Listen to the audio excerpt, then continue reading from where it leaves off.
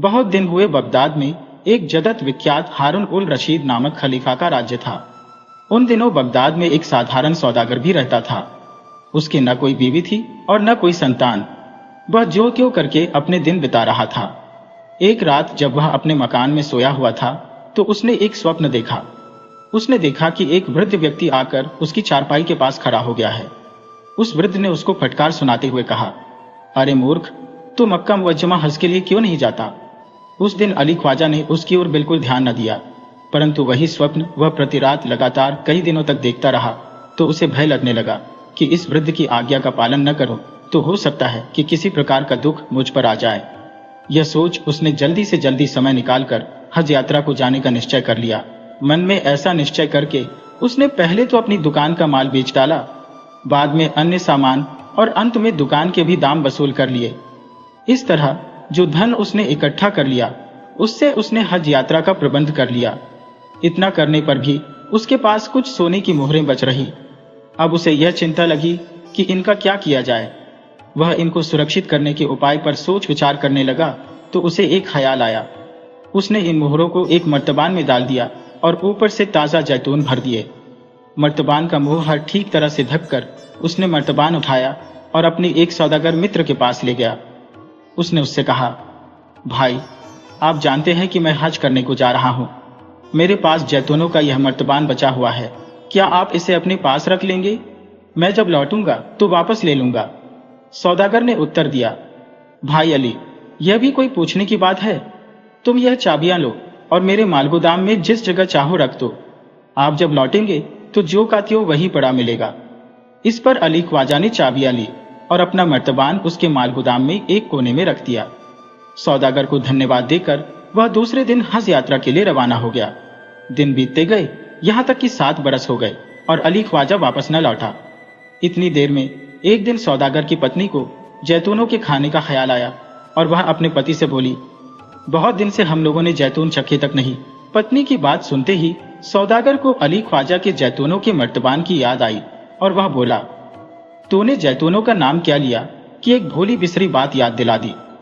मुझे इस समय अली ख्वाजा की याद आ गई जो आज से 7 वर्ष पहले हज के लिए गया था और जाते समय मेरे पास जैतून से भरा मर्तबान अमानत रूप में छोड़ गया था। न मालूम अली ख्वाजा का क्या हुआ, वह जीवित है या मर गया, इसका इल्म खुदा को ही है। सौदागर की बीवी ने पूछा, पर इसकी याद आपको किस तरह आई? इस पर सौदागर बोला, वह जो जैतूनों का मर्तबान मेरे गोदाम में छोड़ गया है, चलो उसी में से इस समय जैतून निकाल लें। वह अवश्य मर गया होगा, मुझे उसके वापस लौट आने की अब कोई आशा नहीं। उसकी बीवी, जो एक नेक दिल औरत थी, उससे मनाही करते हुए बोली, खबरदार, ऐसी बात न करना, यह तो अमानत में ख़यानत है। हो सकता है वह जीवित हो और लौट आए, फिर आप क्या कहेंगे उससे? कितनी शर्म की बात होगी यार। मैं हाथ जोड़कर कहती हूँ कि ऐसा बुरा काम मत करो। कितनी भोली है तो, और कितनी बेसिर पैर की बात करती है। न तो अली ख्वाजा वापस आएगा और न मुझे उसके सामने लज्जित ही होना पड़ेगा। मैं दावे से कहता हूं कि वह मर चुका है। आपकी इच्छा जो चाहे सो करें, पर मेरी मर्जी इसमें नहीं है। मेरा दिल तो यही कहता है कि ऐसा करना अपराध है। इस पर भी यदि आपकी इच्छा हो तो निकाल लीजिए, परंतु बाद में मुझसे यह न कहिएगा कि तूने नहीं कहा था। सौदागर को बीवी की बात न माननी थी और न ही मानी। उसने हाथ में दिया लिया और मालगोदाम की ओर चल दिया। वहां पहुंचकर उसने मर्तबान को एक कोने में पड़ा पाया। उस पर गर्द और मिट्टी की तह जमी हुई थी। उसने उसको झाड़कर साफ किया और ऊपर का ढक्कन खोला। ढक्कन खोलने से उसके बीच में से सड़े हुए जैतूनों की सरांद आई और उसका दिमाग चाटने लगी। इस पर उसने मर्तबान को उठाया और पास ही एक मेज पर ले आया। उसने यह देखने के लिए कि अच्छे अच्छे जैतून कौन कौन से होंगे, मर्तबान को मेज पर उलटा। उलटने के साथ ही उसमें से एक मुहर नीचे गिर पड़ी। सौदागर ने कहा, अरे ये क्या, ये मुहर कैसी? कहकर उसने जल्दी से मर्तबान में हाथ डाला तो देखा कि उसमें जैतूनों के नीचे मोहरें भरी पड़ी है। मोहरें देखते ही उसके मन में लोभ हुआ और नीयत बदल गई। उसने यह तय कर लिया कि जो भी हो यह बात बीवी से न कहूंगा। फिर वह बीवी के पास गया और बोला, तुम्हारा कहना ठीक है, जैतून तो गल सड़ गए हैं, एक भी काम का नहीं है, सो मैंने फिर से मर्तबान को वैसे ही बंद करके रख दिया है। अगर अली ख्वाजा लौटकर आया भी तो उसको पता न चलेगा कि यह खोला गया है। बीवी ने फिर कहा, मैं फिर भी यही कहूंगी कि आपने इसको खोलकर अच्छा नहीं किया। खाना खाकर सौदागर किसी बहाने से फिर माल गोदाम में गया। उसने मर्तबान में से सारी मोहरें निकालकर अपने संदूक में रखी। दूसरे दिन उसने बाजार से नई ताजा जैतून लाकर उनको मर्तबान में भर दिया और उसी स्थान पर रखा जहां पर अली ख्वाजा ने रख दिया था। संयोग से दूसरे ही दिन अली ख्वाजा लौट आया और सीधा सौदागर के पास गया। उसे जीवित देख सौदागर तो चकित रह गया, परंतु अपनी हैरानी को छिपाते हुए उसने अली ख्वाजा का खूब स्वागत किया।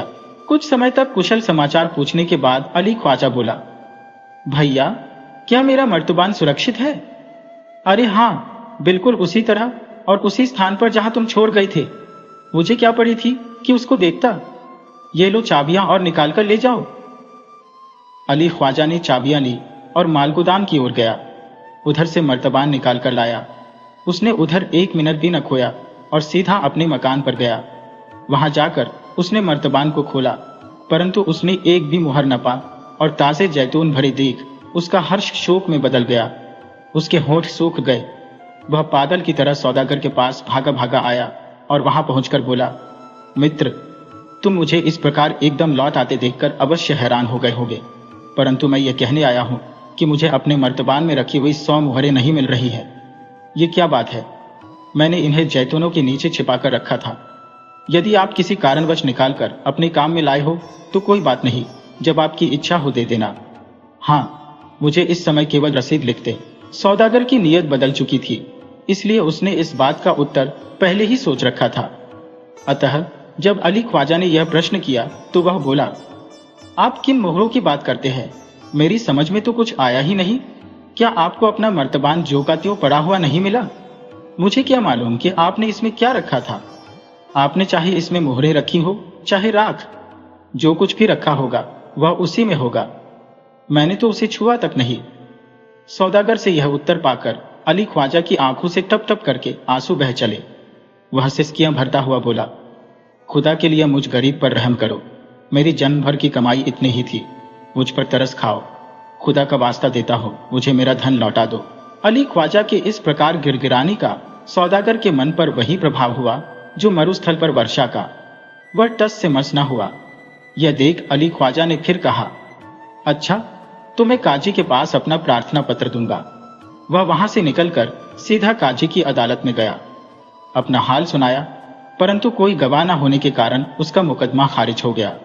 यद्यपि काजी की अदालत में वह हार गया, तथापि उसने हिम्मत न हारी और अपनी कहानी खलीफा तक पहुंचाने का निश्चय कर लिया। उसने एक नया प्रार्थना पत्र तैयार किया। उसे लेकर वह शहर के ऐसे स्थान पर खड़ा हो गया जहां से खलीफा का आना जरूरी था। खलीफा मस्जिद से नमाज पढ़कर लौटे तो अली ख्वाजा ने अपना प्रार्थना पत्र उनके रथ में फेंक दिया। खलीफा ने उसे उठाकर रख लिया। महल में पहुंचने पर उसको पढ़ा। एक बार पढ़कर उसको फुर्सत में फिर देखने के लिए रख दिया। खलीफा की आदत थी कि वह रात के समय वेश बदलकर शहर में इस बात का पता करने जाता था कि कोई किसी पर जुल्म तो नहीं करता। इस रात जब खलीफा अपने प्रधानमंत्री सहित गश्त पर निकले तो एक स्थान पर उन्हें कुछ शोर सा सुनाई दिया। वे दोनों उस स्थान के समीप पहुंचे तो एक दरवाजे की आड़ में छिपकर देखने लगे। उस स्थान पर कुछ बालक अपने खेल में लगे थे। इनका खेल देखने के लिए खलीफा वहीं रुक गए और गुप्त रूप से देखने लगे। चांदनी रात थी। वे सब बालक एक विशेष स्थान पर गए। वहां एक बालक ने कहा, मित्रों, अब काजी का खेल खेलें। मैं काजी बनता हूं और तुम लोग अली ख्वाजा और सौदागर को मेरे पास न्याय के लिए बुलाओ। खलीफा ने यह शब्द सुने तो उन्हें उस प्रार्थना पत्र की याद आई जो उन्हें दिन में प्राप्त हुआ था। अतः उन्होंने वजीर से तब तक वहीं ठहरने के लिए कहा जब तक ये बालक खेल न खत्म कर लें। इसके बाद उन बालकों ने इस नाटक के पात्र भी आपस में ही नियुक्त किए और उनकी अदालत शुरू हुई। काजी बना हुआ बालक गंभीर मुद्रा में पास ही एक बड़े से पत्थर को कुर्सी बनाकर बैठ गया। 2 अफसरों ने बालक अली ख्वाजा और सौदागर को अदालत में हाजिर किया। इस पर बालक काजी ने जबान खोली, सौदागर, तुम्हें इस अभियोग के उत्तर में अपना पक्ष पेश करने की आज्ञा दी जाती है। कहो, तुम्हें क्या कहना है? बालक सौदागर ने उत्तर दिया, सरकार, अली ख्वाजा का अभियोग झूठा है। मुझे मोहरों का पता तक नहीं है। यदि आपका हुक्म हो तो मैं कसम खाने को तैयार हूं। काजी, नहीं, कसम खाने की आवश्यकता नहीं है। मैं पहले उस मर्तबान को देखना चाहता हूँ। अली ख्वाजा, क्या तुम उसे साथ लाए हो? नहीं हुजूर। तो लाकर अदालत में पेश करो। बालक अली ख्वाजा चला गया और कुछ ही समय में एक मर्तबान लाकर काजी के सामने रख दिया। अब काजी ने पूछा, क्या यह वही मर्तबान है? अली ख्वाजा और सौदागर ने देखकर कहा, हाँ हुजूर, ये वही मर्तबान है। तब काजी ने उसका ढक्कन उठाने की तथा एक जैतून लाकर दिखाने की आज्ञा दी। जैतून उनके सामने पेश किया गया। उन्होंने ऐसा अभिनय किया मानो जैतून छक रहे हो और कहा, ये तो बड़े स्वादिष्ट जैतून है, बिल्कुल ताजा, मानो आज ही पेड़ पर से उतारे गए हो। पर अली ख्वाजा, तुम तो कहते हो कि ये 7 साल पुराने हैं। अच्छा तो यह है कि इसकी जांच के लिए किसी जैतून बेचने वाले को अदालत में बुलाया जाए ताकि वह इनकी परख करके बताए। इस पर एक जैतून बेचने वाले को हाजिर किया गया। काजी बने हुए लड़के ने उससे पूछा, सौदागर, जैतूनों की आम आयु क्या होती है? वे कितने समय तक ठीक रखे जा सकते हैं? ठीक ठीक और सोच समझकर दोनों बातें बताओ। सरकार, यह फल केवल 3 वर्ष तक ठीक रखा जा सकता है, इसके बाद यह खाने के काम का नहीं रहता। काजी, अच्छा तो इस जैतून को चखो और बताओ कि यह कितने समय पुराने हैं। उसने मानो जैतून हाथ में लिया और चखा, फिर कहा, यह तो बिल्कुल ताजा है, मालूम होता है कि इनको रखे अभी 3 महीने से अधिक नहीं हुए। काजी ने कहा, फिर सोचकर उत्तर दो, भूल न करना। ये दोनों कहते हैं कि यह 7 वर्ष पुराने हैं। इस पर अपराधी सौदागर ने कुछ कहना चाहा, परंतु काजी ने डांटते हुए कहा, जबान बंद करो, एक तो चोर और दूसरे चतुर। सिपाहियों, इसे ले जाओ और फांसी पर लटका दो, यह अपराधी है। उस बालक सौदागर को सिपाही ले गए और झूठ मूठ फांसी दी तो सब बालक खूब तालियां बजा बजा कर खुशियां मनाने लगे। खेल खत्म हो गया। खलीफा और वजीर भी वहां से चल दिए। उन्होंने वजीर से कहा, इस बालक का पता निकालो और कल दरबार में हाजिर करो। सौदागर और अली ख्वाजा को भी उस मर्तबान के साथ पेश करो। एक जैतून बेचने वाले को भी साथ ही हाजिर करो। दूसरे दिन इन सबको दरबार में पेश किया गया। खलीफा ने बालक को अपने पास एक अच्छा स्थान दिया और कहा, बालक, ये हैं अली ख्वाजा और सौदागर, इनका न्याय करो। बालक ने ठीक उसी तरह से न्याय किया जैसे उसने खेल में किया था। सौदागर समझ गया कि वह बच नहीं पाएगा। वह रोने पीटने लगा और दया के लिए प्रार्थना करने लगा, परंतु खलीफा ने डांट कर कहा, इसको ले जाकर फांसी पर लटका दो। सौदागर से पहले मुहरें वसूल की गईं और बाद में उसे फांसी दी गई। बालक की प्रशंसा हुई और खलीफा ने उसको उचित इनाम देकर घर लौटा दिया। इस तरह बालक ने खेल ही खेल में एक कठिन मुकदमा हल कर दिया।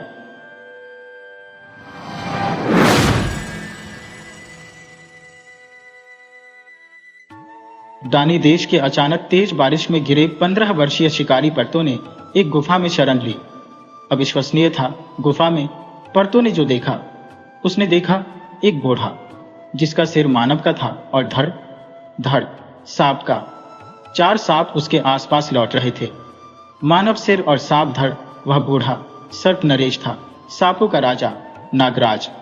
आग जलाकर पर्तो ने अपने गीले कपड़े सुखाए, अलाव में विभिन्न पशु पक्षियों का मांस भूनकर कबाब तैयार किए। सांपों व सांपों के राजा को खिलाए, फिर खुद भी खाए। कबाब खाकर सर्प नरेश ने कहा, जो कबाब खिलाए वो पानी भी अवश्य पिलाए। पर्तो कुएं से पानी की मश्क चमड़े से बनी थैली भर लाया। पत्थर को छेनी से खुरच खुरच कर उसमें एक कटोरा सा बना दिया और कटोरे में पानी उड़ेल दिया। उस कटोरे में से पानी पीकर सभी नाग पानी अपने स्थान पर जा बैठे। लेकिन नागराज ने कहा, बच्चे, अब तुम पानी कैसे पिलाओगे? पर्तो ने लकड़ी के एक गहरी करछुल बनाई और नागराज की प्यास बुझाई। 3 दिन 3 रातें लगातार वर्षा होती रही। गुफा में ही रुकने के अलावा कोई और समाधान भी तो नहीं था। क्या ऐसा नहीं हो सकता कि तुम इस गुफा तक सदा के लिए एक कुलिया पहुंचा दो? नागराज ने पर्तो से कहा, और पर्तो ने एक पहाड़ी झरने का पानी कुलिया खोद कर गुफा तक पहुंचा दिया। फिर उसने एक बहुत बड़े बारहसिंगे का शिकार किया, उसके मांस के कबाब बनाए। आप ये कबाब खा लेना, मैं चलता हूं, फिर कभी आपसे जरूर मिलूंगा। पर्तो ने नागराज से कहा। नागराज ने एक नागमणि पर्तो को देते हुए कहा, अंधेरे में आग की तरह चमकने वाली यह नागमणि तुम नीले कपड़े में लपेटकर अपने पास रखना। तुमने मुझे भोजन और पानी दिया, अब से तुम मेरे बेटे हो। किसी के सामने अपने वस्त्र मत उतारना, तुम्हारी पीठ के इस निशान को कोई देख न पाए। यह कहकर नागराज ने परतों की पीठ पर एक चिन्ह बना दिया और परतु वहां से चल दिया। फिरंगिस्तान, फ्रांस जाकर उसने वह मणि बेच दी।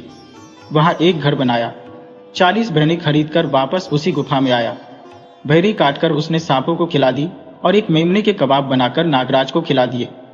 नागराज ने उसे एक और मणि देते हुए कहा, मेरे बारे में किसी को कुछ भी मत बताना। मैं सांपों का राजा शाहमरार हूं। अदानी देश का बादशाह एक असाध्य रोग से पीड़ित था। उसके शरीर पर भयानक फोड़े निकल आए थे। फिरंगिस्तानी हकीमों ने उसके फोड़ों पर मुर्गे का खून लगाने की राय दी थी, जिससे राजा की वेदना में कुछ कमी तो आई थी, लेकिन यह कमी क्षणिक थी। उसने बिस्तर पकड़ लिया था। शाही हकीम ने कहा, बादशाह, अगर कोई आदमी सही हकीम को यहां ले आए तो मैं आपको एक दिन में ही पैरों पर खड़ा कर दूंगा। शाही हकीम ने अपनी दिव्य दृष्टि से परतों की पीठ पर बना शाहमरार का चिन्ह देख लिया था। परतों को बुलवाया गया। बादशाह ने उसे शाहमरार को फौरन शाही महल में पेश करने का हुक्म दिया। परतों ने ऐसा करने से इनकार किया तो उसे कई प्रकार की यातनाएं दी गईं, और जब यातनाएं असहनीय हो गईं तो परतों शाहमरार को शाही महल में लाने को राजी हो गया। 10-12 सिंहों का शिकार कर परतों फिर गुफा में लौट आया। शाहमरार भी अपनी दिव्य दृष्टि से जान चुका था कि परतों आने वाला है।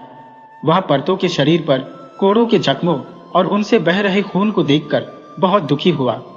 अगली सुबह वे दोनों चल दिए, परतों आगे आगे, पीछे पीछे शाहमरार। तुम्हें इसी गुफा में खाना मिलता रहेगा, तुम यहीं रहो। चलने से पहले शाहमरार ने अपने सांपों से कहा। चलते चलते वे दोनों नवरोज पर्वत पर पहुंचे। नवरोज पर्वत नाना प्रकार के सुगंधित फूलों से महक रहा था। शाहमरार ने एक फूल तोड़कर परतों को दिया और कहा, इसे बिना चबाए निगल जाओ। शाहमरार ने 5 सुगंधित फूल और तोड़े, परतों को दिए और कहा, इन फूलों को उबालकर 3 खुराकें पी जाओ। फूलों को उबालकर पी हुई दवा ने उसके सब घावों को भर दिया। परतों ने कहा, शाहमरार, आपके सिर में 4 मस्तिष्क है। सिर के बाएं भाग के 2 मस्तिष्क विषैले हैं और दाएं भाग वाले 2 मस्तिष्क किसी भी रोग का उपचार कर सकते हैं। शाहमरार ने कहा, इसका मतलब यह है कि मेरी फूलों वाली दवाई ने तुम्हारे ज्ञान चक्षु खोल दिया है। अब तुम मुझे 7 वर्ष पुरानी शराब पिलाओ, मुझे बांध दो, मेरा सिर धड़ से अलग कर दो और मुझे दफना दो। हाँ, उन 4 सांपों को खाना जरूर भेजते रहना। उन्हें मेरी मौत के बारे में मत बताना, नहीं तो वो इस मुल्क को तहस नहस कर देंगे। शाहमरार के आदेशानुसार काम करते हुए परतों ने उसके सिर से 2 दवाइयां निकाली, एक जहरीली, दूसरी उपचार करने वाली, और दोनों दवाइयां लेकर बादशाह के सामने प्रस्तुत हो गया। बादशाह ने शाही हकीम को दवा चखने के लिए कहा। परतों ने शाही हकीम को चखने के लिए जहरीली दवा दे दी, जिसे छकते ही शाही हकीम के प्राण पखेरु उड़ गए। तो तुम मेरा इलाज करने आए थे? बादशाह चिल्लाया। परतु शिकारी ने उसी समय उपचार करने वाली अच्छी दवा पहले स्वयं छकी, फिर बादशाह को दी। दवा पीते ही बादशाह रोग मुक्त हो गया। उसके शरीर के सब फोड़े गायब हो चुके थे। अब परतु शिकारी शाही हकदीम बन गया और यही शाही हकदीम आगे चलकर लुकमान कहलाया। इसी दौरान एक सांप को शाहमरार की मृत्यु की भनक लग गई और उसने यह बात शाहमरार के 4 सांपों को बताई, जिन्होंने उस देश में विभत्स नरसंहार आरंभ कर दिया। बादशाह ने लुकमान से समस्या का समाधान पूछा तो लुकमान शाहमरार की माला, जिससे वो परमात्मा का नाम जपता था, और जानवरों के कलेजे की 40 गठरियां लेकर सांपों के पास गया, जिन्हें देखते ही वो 4 सांप शांत हो गए। उन्होंने लुकमान को अपना राजा मान लिया। जब तक तुम्हें उपहार मिलते रहेंगे, विश्वस्त रहना कि तुम्हारा राजा जिंदा है, लुकमान ने उनसे कहा। अब लुकमान बहुत प्रसिद्ध हो चुका था। शाहमरार के मस्तिष्क से बनी दवा तो मुर्दों को भी झिला पुनर्जीवित कर देती थी। 7 साल उस देश में किसी की मृत्यु नहीं हुई। एक दिन एक नौकरानी, जो रोज लुकमान के घर में झाड़ू पोछा करने और कपड़े धोने आती थी, एक सुंदर युवक को लेकर आई। उसने लुकमान से कहा कि यह युवक मूक बधिर है, बोल सुन नहीं सकता, और लुकमान से विनती की, इसे अपना शिष्य बना लीजिए। लुकमान मान तो गया, लेकिन 1 महीने बाद उसने नौकरानी से कहा, मुझे यह युवक मूक बधिर नहीं लगता। लुकमान ने भी अपनी औषधियों के रहस्यों को उस युवक से छिपाने के लिए सब कुछ किया। फिर भी मूक बधिर होने का ढोंग करने वाला यह युवक चोरी छिपे लुकमान के उपचार के सब रहस्यों को सीखता समझता रहा। लुकमान ने उस युवक को बहुत सी यंत्रणाएं दी, उसकी बहुत सी परीक्षाएं ली, परंतु वह युवक एक आदर्श शिष्य की तरह यंत्रणाएं भी सहन करता रहा और अपने गुरु की सब कसौटियों पर खरा भी उतरता रहा। 7 साल वह लुकमान के साथ रहा और 7 साल वह मूक बधिर होने का नाटक करता रहा। एक दिन सुदूर देश का एक अमीर लुकमान के पास अपना उपचार करवाने के लिए आया। वह अजीब से सरदर्द से कई सालों से काफी परेशान था। लुकमान ने अपने रोगी के साथ खुद को शल्य चिकित्सा कक्ष में बंद कर लिया, उसे शरबत पिलाया और रोगी के बेहोश होते ही तेज चाकू से उसका सर खोल दिया। रोगी के सिर के भीतर मस्तिष्क से 8 सिरों वाला एक दैत्य चिपका हुआ था। लुकमान ने दैत्य को रोगी के मस्तिष्क से छुड़ाने के लिए सभी संभव यत्न किए, लेकिन सफल नहीं हो पाया। लुकमान थक हार चुका था। उसे लगने लगा कि वह मूर्छित हो जाएगा। तथाकथित मूक बधिर शिष्य यह सब देख रहा था। उसे रहा नहीं गया और वह चिल्ला उठा, उस्ताद साहब, चिमकी आग में लाल गर्म कीजिए, फिर इस दैत्य को खींच लीजिए। इस तरह लुकमान का रोगी तो ठीक हो गया, लेकिन शिष्य भाग गया। शिष्य ने 3 बड़ी देगचियां ली। उसने पहली देगची दूध से भर दी, तीसरी शराब से और बीच वाली दूसरी में वह खुद छुपकर बैठ गया। हकीम लुकमान ने अपने शिष्य को बहुत ढूंढा। दिव्य दृष्टि से वह इतना तो जान ही गया था कि उसका शिष्य सफेद और लाल समुद्र के बीच सूखी जमीन पर कहीं है। सभी समुद्रों में, सभी दिशाओं में हकीम लुकमान तैरा, लेकिन शिष्य कहीं नहीं मिला। थक हार कर वह अपने शिष्य की मां के पास आकर गिड़गिड़ाया, मैं 140 वर्ष का हो गया हूं, मुझे अपने बेटे, मेरे शिष्य से मिलवा दो। मैं दिव्य दृष्टि से देख पा रहा हूं कि वह सफेद और लाल समुद्र के बीच सूखी जमीन पर कहीं है। मुझे उससे मिलवा दो, मैं उसका कुछ नहीं बिगाड़ूंगा। नौकरानी ने अपने बेटे को देगची से घसीटकर बाहर निकाला और लुकमान के सामने हाजिर कर दिया। आओ बच्चे, उपचार के और भी सभी रहस्य मुझसे सीख लो। मेरे मरने के बाद लोग मुझे भूल जाएंगे। शागिर्द ने अपने उस्ताद का हाथ चूम लिया। शागिर्द वापस आ गया था। लुकमान ने स्वयं को पुनः युवा बनाने का निर्णय लिया। उसने अपने शिष्य को समझाया, एक बड़ी देगची पानी डालकर आग पर रखकर उबाल लेना, मुझे यह शरबत पिला देना, उबलते हुए पानी में मुझे डालकर देगची का ढक्कन लगा देना। 7 घंटे बाद देगची से बाहर निकालकर मुझे कपास की रोई में लपेट देना और इस दवा की सारी बूंदें मेरे मुंह में उंडेल देना। उस्ताद ने जैसा कहा था, शागिर्द ने वैसा ही किया, लेकिन उस्ताद के मुंह में दवाई उड़ेलते हुए उसका हाथ कांप गया। लुकमान के मुंह में तो बस एक ही बूंद प्रवेश कर पाई। उस बूंद ने लुकमान को बस इतना कहने का सामर्थ्य लौटाया, उड़ेलो उड़ेलो उड़ेलो। बस लुकमान मर चुका था। शिष्य ने शाहमरार के साथ ही लुकमान को दफना दिया और खुद एक मशहूर हकीम बन गया। दोस्तों, कहानी पसंद आई हो तो कृपया लाइक करें और अपने सुझाव कमेंट करें। चलिए आज की अगली कहानी सुनते हैं।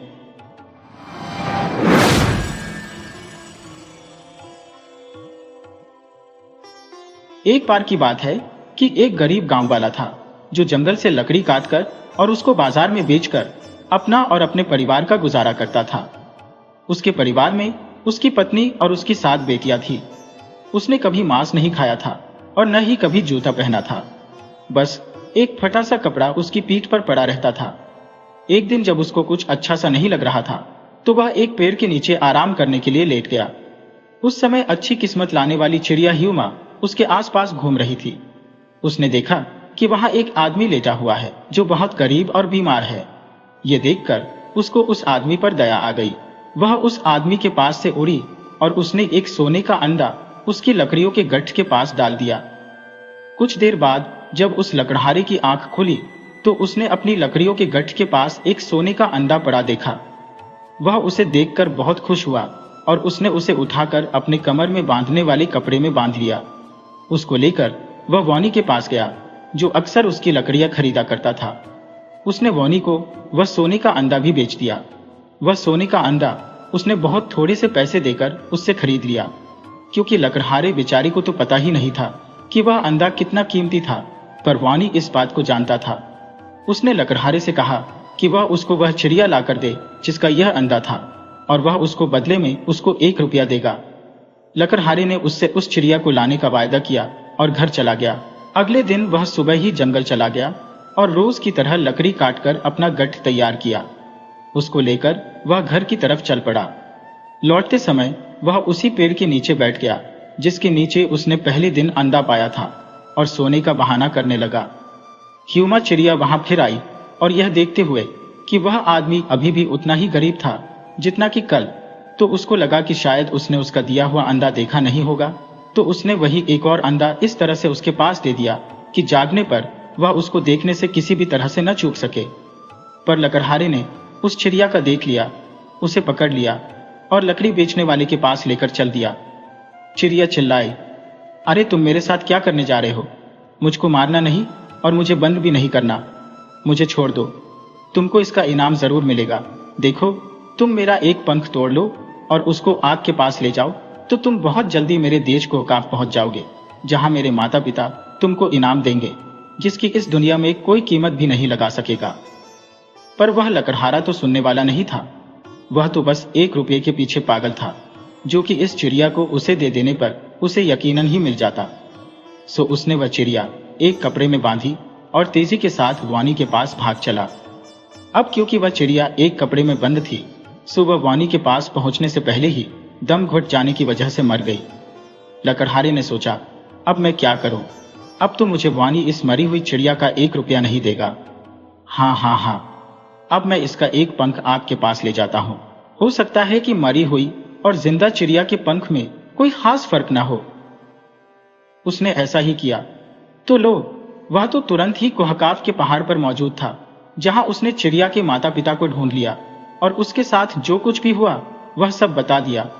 सोचो जरा, जब उन्होंने मरी हुई चिड़िया को देखा होगा तो उनको कितना अफसोस हुआ होगा। वे सब मिलकर बहुत रोए। तभी वहां से एक अजनबी चिड़िया गुजर रही थी, तो उसने इन सब के रोने की आवाज सुनी। वह वहां आई और उनसे पूछा कि क्या बात थी और वे सब क्यों रो रहे थे। ये चिड़िया अपनी चोंच में घास का एक तिनका दबाए लिए चली आ रही थी, जिससे वह किसी भी मरे हुए को जिंदा कर सकती थी। वह बोली, आप सब क्यों रो रहे हैं? वे सब चिड़िया बोली, क्योंकि हमारा एक संबंधी मर गया है और अब हम उससे फिर कभी बात नहीं कर पाएंगे। उस अजनबी चिड़िया ने कहा, तुम लोग रो नहीं, तुम्हारी यह चिड़िया फिर से जिंदा हो जाएगी। कहकर उसने वह घास का तिनका जो उसकी चोंच में था उसके मुंह में रख दिया और लो, वह तो तुरंत ही जिंदा हो गई। जब ह्यूमा चिड़िया ने लकड़हारे को देखा तो उसने उसकी बेवफाई और लापरवाही पर बहुत डांटा और बोली, मैं तो तुमको बहुत बड़ा और खुशहाल आदमी बनाना चाहती थी, पर अब तुम अपना लकड़ी का यह गट्ठ उठाओ और अपने घर जाओ। उस चिड़िया के यह कहते ही लकड़हारे ने अपने आप को उसी जंगल में पाया जहां वह लकड़ियां काटा करता था। उसका लकड़ी का गट्ठ भी वहीं पड़ा था जहां वह कोहकाफ जाने से पहले उसको छोड़कर गया था। उसने अपना वह लकड़ी का गट्ठ बेचा और फिर दुखी मन से अपनी पत्नी और बच्चियों के पास अपने घर चला गया। इस घटना के बाद उसने ह्यूमा चिड़िया को फिर कभी नहीं देखा। समय बीतता गया, लकड़हारे की बेटियां बड़ी होती गईं। अब उनकी शादी करने का समय आ गया, पर वह लकड़हारा उनकी शादी कैसे करे? वह तो बेचारा मुश्किल से खाने के लिए जुटा पाता था और ऐसे गरीब घर में रिश्ता जोड़ना कोई क्यों चाहेगा। सो इस मुश्किल की घड़ी में उसने अपने एक दोस्त से सलाह ली, तो उसने उससे कहा कि वह राजा हातिम के पास जाए, क्योंकि वह एक बहुत ही भला और दयावान राजा था। वह उससे जाकर मिले और उसकी सहायता मांगे।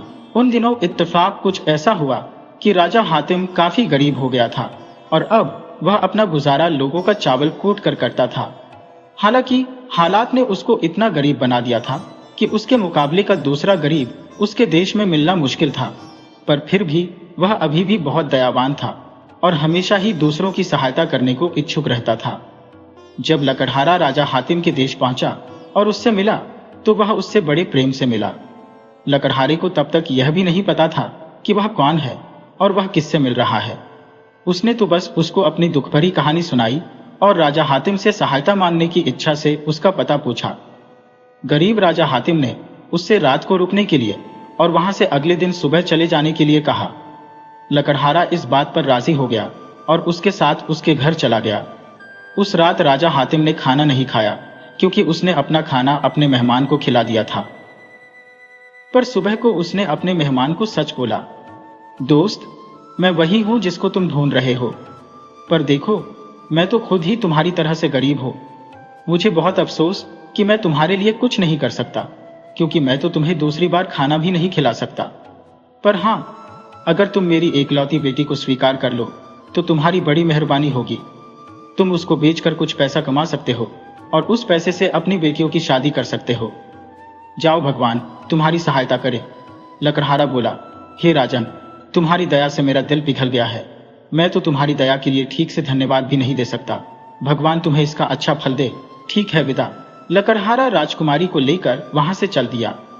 रास्ते में वे दोनों एक ऐसी जंगली जगह से गुजरा जहां एक राजकुमार शिकार खेल रहा था।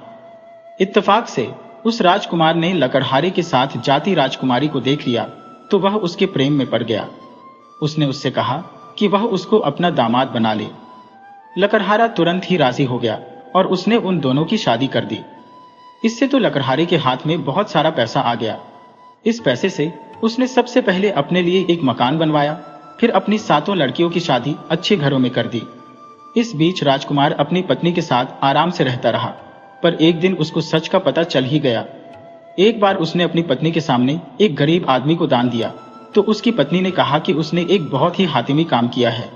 राजकुमार ने उससे पूछा कि वह हातिम को कैसे जानती है। इस पर उसने राजकुमार को सब कुछ बता दिया, कैसे लकड़हारा उसके पिता के पास सहायता के लिए आया और फिर कैसे कुछ न होने की वजह से उसके पिता ने उसको उसे एक गुलाम की तरह से दे दिया था। यह सुनकर राजकुमार ने लकड़हारे को बुलवा भेजा। लकड़हारे ने उससे भी वही बात कही जो राजकुमारी ने उसे बताई थी। उसने उसको ह्यूमा के अंडे और कोहकाव जाने की बात भी बताई। राजकुमार तो यह सब सुनकर बहुत ही आश्चर्यचकित रह गया। उसने तुरंत ही राजा हातिम को बुलवा भेजा और उससे प्रार्थना की कि वही उसके राज्य का मालिक बने, क्योंकि वह तो उसके सामने बहुत छोटा था। सो हातिम वहां का राजा बन गया। लकड़हारे को जिंदगी भर एक बहुत बड़ी पेंशन मिलती रही और उन्हीं को वह सोने का अंडा राजा को देना पड़ा। दोस्तों, कहानी पसंद आई हो तो कृपया लाइक करें और अपने सुझाव कमेंट करें। चलिए आज की अगली कहानी सुनते हैं।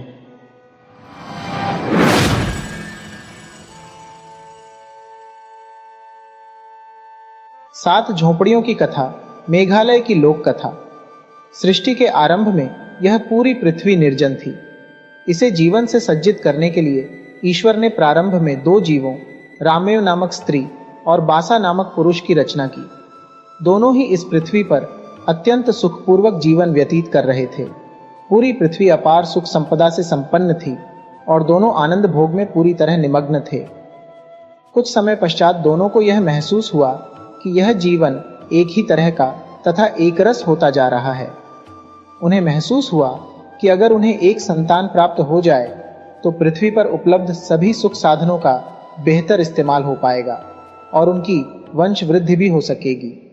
यह सोचकर दोनों उबलेई ईश्वर के पास गए और उनसे संतान के लिए प्रार्थना की। उन्होंने निवेदन किया कि हे प्रभु, आप सर्वसमर्थ हैं। यह पूरी पृथ्वी आपकी बनाई हुई है, जिसका भोग करने वाला दूसरा कोई नहीं है। इतनी समृद्धि, इतना ऐश्वर्य, सब कुछ व्यर्थ पड़ा हुआ है। हम अकेले एक ही तरह की जिंदगी जीते जीते ऊब चुके हैं।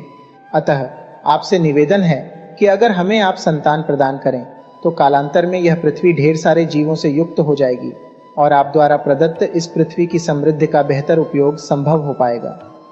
ईश्वर से निरंतर प्रार्थना करने के पश्चात अंत में ईश्वर ने उन्हें अलौकिक शक्ति से संपन्न 5 संतानें प्रदान की, जिन्हें आज लोग पंच तत्व या पंच महाभूत के रूप में जानते हैं। सूर्य उनकी पहली पुत्री थी, जबकि चंद्रमा उनका एकमात्र पुत्र। 3 दूसरी पुत्रियां थीं, जल, वायु और अग्नि। पेट पोछना संतान के रूप में अग्नि सबसे अंत में उत्पन्न हुई, जिससे यह उम्मीद की जाती थी कि वह निरंतर घर में रहेगी और परिवार के अन्य सदस्यों के लिए भोजन इत्यादि की व्यवस्था करेगी।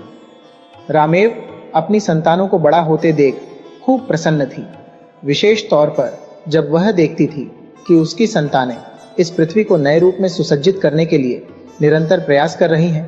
तब उसकी प्रसन्नता अतिशय बढ़ जाती थी।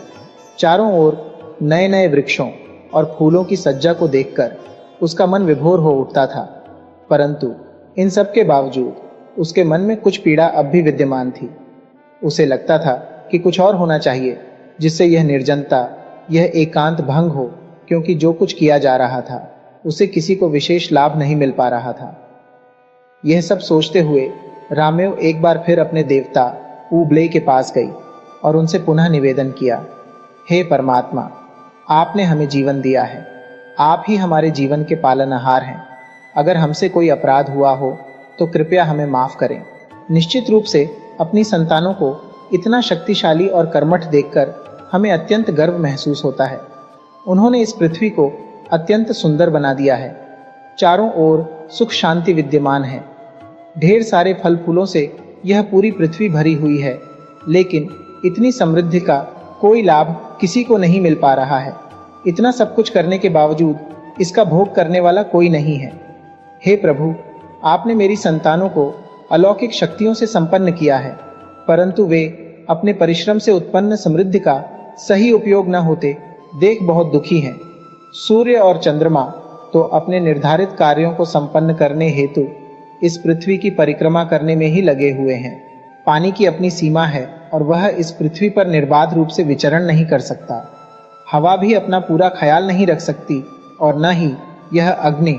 हे ईश्वर, हमें कुछ ऐसे लोगों की जरूरत है जो इन संतानों के वारिस बन सकें और इनके द्वारा बनाई हुई पृथ्वी की देखभाल कर सकें, जिससे यह पृथ्वी आगे भी इसी तरह सुचारू रूप से बढ़ सके। ईश्वर रामेव के मन की इच्छा को समझ चुका था। वह उसके संतानों के कठोर परिश्रम और पृथ्वी को सज्जित करने के प्रयासों को जानता था। उसे मालूम था कि इन लोगों ने अपने परिश्रम से इस पृथ्वी को जीवन के लिए बहुत बेहतर स्थान बनाया है। उसने रामेव से उसकी इच्छा पूरी करने का वादा किया। उसने 2 शक्तिशाली पर्वतों की आत्मा को पृथ्वी की सुरक्षा की जिम्मेदारी दे दी, लेकिन तमाम दूसरे जीवों के हितों की परवाह न करके ये छोटे छोटे जीव आपस में अपने लाभ के लिए संघर्ष करने लगे। उनमें आपस में खींचातानी होने लगी, जिसका परिणाम आपसी लड़ाई और युद्ध के रूप में दिखाई देने लगा। रामेव ने पर्वत देवों के खिलाफ ईश्वर से शिकायत की। उनकी बात सुनकर ईश्वर ने पृथ्वी की सुरक्षा की जिम्मेदारी जानवरों को सौंप दी, जिसमें शेर प्रधान था। लेकिन यह युक्ति भी कारगर नहीं हो सकी, क्योंकि समय बीतने के साथ शेर स्वयं शासकों की तरह व्यवहार करने लगा और शक्ति से अंधा होकर लोगों को सताने लगा। जब परिस्थितियां बहुत बिगड़ गईं और नियंत्रण से बाहर जाने लगीं, तो चारों ओर अफरा तफरी मच गई। किसी का किसी पर कोई नियंत्रण नहीं रह गया। यह सब देखकर रामेव एक बार पुनः ईश्वर के सामने गई और प्रार्थना की कि वह लोगों को सद्बुद्धि दें, जिससे उनका आपसी कलह दूर हो सके और यह पृथ्वी दुख के अभिशाप से मुक्त हो सके।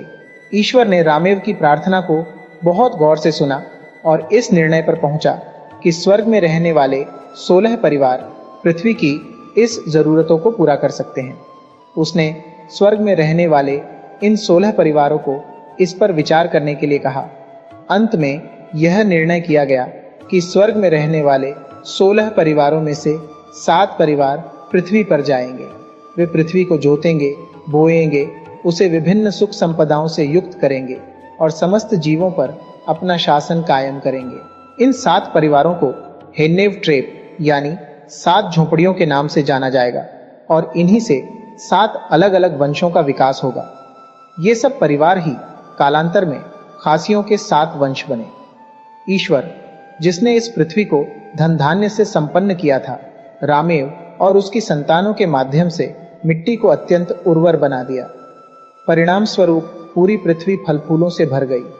इसके बाद उसने इन 7 झोपड़ियों के बीच एक समझौता कराया, जिसके तहत ईश्वर ने एक पवित्र वृक्ष लुमसोहपेतबनेंग नामक पवित्र पर्वत पर स्थापित किया। यह पवित्र वृक्ष ईश्वर और मनुष्य के राज्य के बीच एक सोने की सीढ़ी की तरह कार्य कर रहा था। ईश्वर और मनुष्य के बीच हुए समझौते में यह बात कही गई थी, वे जब तक ईश्वर और मनुष्य के बीच इस सोने की सीढ़ी के समझौते की बात गोपनीय रखेंगे, तब तक यह इसी तरह कायम रहेगी, जब तक वे इस पृथ्वी पर पूरी ईमानदारी और सत्यता पूर्वक आजीविका प्राप्त करेंगे।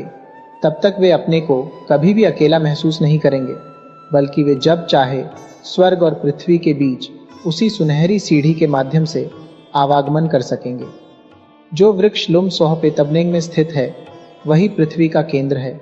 दुनिया में सब कुछ ठीक चल रहा था और जब तक मनुष्य ईश्वर की अनुकंपा और उसके आदेशों का पालन करता रहा, उसका जीवन हर प्रकार के सुखों से आच्छादित था और उस पर दुख की छाया भी नहीं पड़ती थी। उसका जीवन अत्यंत सुख से व्यतीत हो रहा था। लेकिन मनुष्य केवल इतने से ही संतुष्ट रहने वाला जीव नहीं था। सब कुछ होने के बावजूद उसके भीतर कुछ ऐसी प्रवृत्तियां मौजूद थीं जो उसे कुछ नया करने के लिए प्रेरित करती थी। धीरे धीरे मनुष्य ईश्वर का आदेश मानते मानते ऊब गया और वह अब कुछ नया करने की सोचने लगा। वह अपने जीवन को अपने ढंग से स्वतंत्रता पूर्वक जीना चाहता था। इस प्रकार वह अपनी रुचि के अनुसार तथा ईश्वर की मर्जी के प्रतिकूल निर्णय लेने लगा। परिणाम स्वरूप ईश्वर को दिए गए तीनों वचनों से वह स्खलित हो गया और उसके मन में बैठे लालच ने उसे गलत कार्य करने के लिए प्रेरित किया। वह अपने को अधिक शक्तिशाली और दूसरों को अपने से कमजोर समझने लगा।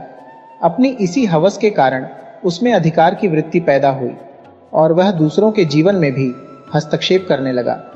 इस क्रम में दूसरों को ठगना, धोखा देना, चोरी करना तथा हत्या तक का अपराध करने में उसे कुछ भी बुरा प्रतीत नहीं होता था। मनुष्य मनुष्य का सम्मान करना भूल गया। धन और प्रभुता की हवस ने उसे पूरी तरह से मानवीय गुणों से वंचित कर दिया। ईश्वर मनुष्य की अवनति को देखकर अत्यंत दुखी था। वह परेशान था कि मनुष्य ने अपराध का रास्ता अपनाकर उसके साथ रखी गई शर्तों का उल्लंघन किया है। अब क्योंकि मनुष्य को ठीक करना संभव नहीं था, इसलिए ईश्वर ने निर्णय लिया कि मनुष्य और स्वर्ग के बीच जो सुनहरी सीढ़ी उसने स्वर्ग में जाने के लिए लगाई है, अब उसे हमेशा के लिए बंद कर दिया जाए। इस प्रकार स्वर्ग में रहने वाले 9 परिवारों के लोग जहां निरंतर ईश्वर की अनुकंपा प्राप्त करते रहे, वहीं पृथ्वी पर निवास करने वाले 7 परिवार ईश्वर की कृपा से वंचित हो गए। उनका जीवन तमाम तरह की समस्याओं और दुखों से घिर गया। मनुष्य से अपनी नाराजगी को प्रकट करने के लिए ईश्वर ने एक अन्य वृक्ष बनाया, जिसे उसने एक दूसरे पर्वत पर स्थापित किया। यह वृक्ष दिन प्रतिदिन लगातार बढ़ने लगा। इसकी बढ़ती हुई डालियों ने पूरी पृथ्वी को आच्छादित कर डाला। चारों ओर घनघोर अंधेरा व्याप्त हो गया। इस अंधकार उत्पन्न करने वाले वृक्ष को दिएनगे कहा गया, जिसका अर्थ है दुख का वृक्ष। इसके कारण खेतों में खड़ी फसलें मुरझा गईं और सभी वनस्पतियों के अस्तित्व पर संकट मंडराने लगा। परिणाम स्वरूप मनुष्य तमाम तरह की विपत्तियों का शिकार होने लगा और जंगली जानवर उस पर आक्रमण करने लगे। मनुष्य का जीवन बदहवासी से भर गया। लेकिन जैसा कि मनुष्य की आदत होती है, वह अपने दोषों को नहीं देखता, बल्कि भरसक उसे छुपाने की कोशिश करता है। वह ईश्वर के प्रति क्षमा याचना करने के स्थान पर अहंकार पूर्वक नई नई युक्तियों की सहायता लेने लगा। अपनी इन्हीं प्रवृत्तियों के वशीभूत होकर उसने लोगों की एक बड़ी सभा बुलाई, जिसमें इन 7 परिवारों के प्रतिनिधियों को भी आमंत्रित किया गया।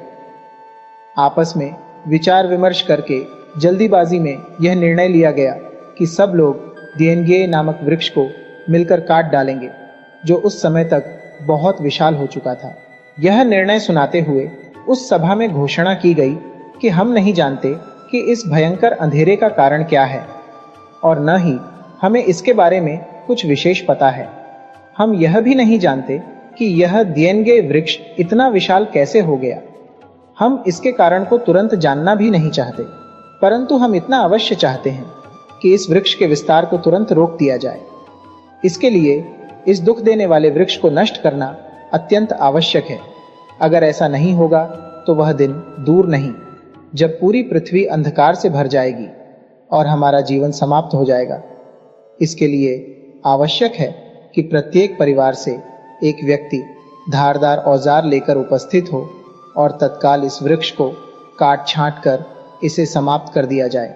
लोगों ने इस योजना के प्रति अपनी सहमति प्रकट की और एक बहुत बड़ा समुदाय वृक्ष को काटने के लिए उपस्थित हो गया। लोग सुबह से शाम तक इस वृक्ष को काटने लगे, लेकिन लोगों के आश्चर्य का ठिकाना न रहा जब उन्होंने देखा कि अगले दिन सुबह वृक्ष फिर उसी प्रकार हो गया जैसा वह पहले था। लोगों को लगने लगा मानो इस वृक्ष की ऊंचाई अब कभी कम नहीं होगी। लोग परेशान थे और उन्हें कुछ भी नहीं सूझ नहीं रहा था। उन्हें लग रहा था कि इस वृक्ष में अपने घाव को भरने की जादुई शक्ति है। जब वे परिश्रम करते करते थक हार कर बैठ गए, उसी समय रेन नामक एक छोटी सी चिड़िया खेतों की ओर से उड़ती हुई आई। उसने जब मनुष्य को इतना परेशान और दुखी देखा तो उसे इसके कारण को जानने की उत्सुकता हुई। जब उसे मालूम हुआ कि सभी लोग दिएनगे के विस्तार से परेशान हैं और उसे काटना चाहते हैं, तो उसने कहा, दिएनगे, बहुत तेजी से बढ़ा तो सकता है, लेकिन वह अपने घाव को अपने आप नहीं भर सकता, जैसा आप लोग सोच रहे हैं। मैं इसका राज जानती हूँ, लेकिन इसके बदले में मैं केवल इतना चाहती हूँ कि मुझे धान के खेत में निर्बाध दाना चुगने दिया जाए। लोग दिएन गेई के बढ़ने से इतना परेशान थे कि उन्होंने चिड़िया की शर्त को मान लिया। उस छोटी चिड़िया ने बताया कि यह पेड़ जो रातों रात भर जाता है, उसका कारण यह है कि रात में एक शेर आकर इसके कटे हुए हिस्से को चाटता है। परिणाम स्वरूप इस पेड़ का घाव भर जाता है और वह पुनः उसी प्रकार का हो जाता है जैसा पहले था। उस छोटी चिड़िया ने लोगों को सलाह दी कि वे दिन भर वृक्ष के जिस भाग को काटें, वहां कांटेदार छुरी और तेज हथियार गाड़ दें, जिससे रात के अंधेरे में वृक्ष को चाटते समय शेर की जीभ कट जाए। इस रहस्योद्घाटन से उत्साहित होकर लोगों ने ठीक वैसा ही किया जैसा उस छोटी रेन चिड़िया ने कहा था। अगले दिन सुबह लोगों ने देखा कि जहां उन्होंने पेड़ काटे थे, वहां खून के बड़े बड़े धब्बे थे और वह वृक्ष जरा भी बढ़ नहीं सका था। उसके बाद शेर वहां फिर कभी नहीं आया और दिएन गेई भी हमेशा हमेशा के लिए समाप्त हो गया। लोगों ने मुक्ति की सांस ली। शर्त के मुताबिक आज भी वह छोटी रेन चिड़िया धान के खेतों में निर्बाध दाना चुगती है।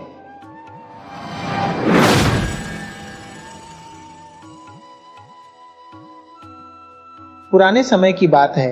शिलांग से कुछ ही दूरी पर एक महान राजा रहता था, जिसका राज्य अत्यंत विस्तृत था। अपनी न्यायप्रियता एवं व्यवस्थित प्रशासन के कारण उसकी लोकप्रियता दूर दूर तक फैली हुई थी। उसका विवाह एक अत्यंत सुंदर अप्सरा जैसी युवती से हुआ था, जो अपने सौंदर्य के लिए प्रसिद्ध थी। वह छरहरे बदन की सुंदर युवती थी, जिसके शरीर का रंग कंचन की तरह निखरा हुआ था। कोमल अंगों वाली उस रानी के होंठ मूंगे की तरह सुर्ख थे। लंबे, घने, काले उसके बाल थे। जब वह चलती तो ऐसा लगता मानो वनदेवी विचरण कर रही हो। राजा और रानी अपने राज्य में बहुत सुखपूर्वक जीवन व्यतीत कर रहे थे, परंतु एक दिन राजा को अपनी शासन व्यवस्था की जिम्मेदारियों के कारण लंबे समय के लिए परदेश जाना पड़ा। रानी से बिछुड़ने की बात सोचकर वह अत्यधिक दुखी हो गया, परंतु अपने राज्य की भलाई के लिए राजकीय दायित्वों को अपने मंत्रियों को सौंपकर वह परदेश जाने के लिए तैयार हो गया। भारी मन से उसने रानी से विदा ली। उसके राज्य में मानिक रायतांग नामक एक अत्यंत गरीब नवयुवक निवास करता था। उसके परिवार के सभी सदस्य एक महामारी के कारण असमय में काल कवलित हो चुके थे, जिसके कारण वह चुपचाप अकेले रहता और कभी किसी से कुछ बोलता चालता न था। लोग उसके इस व्यवहार के कारण उसके साथ कभी कोई संबंध नहीं रखते।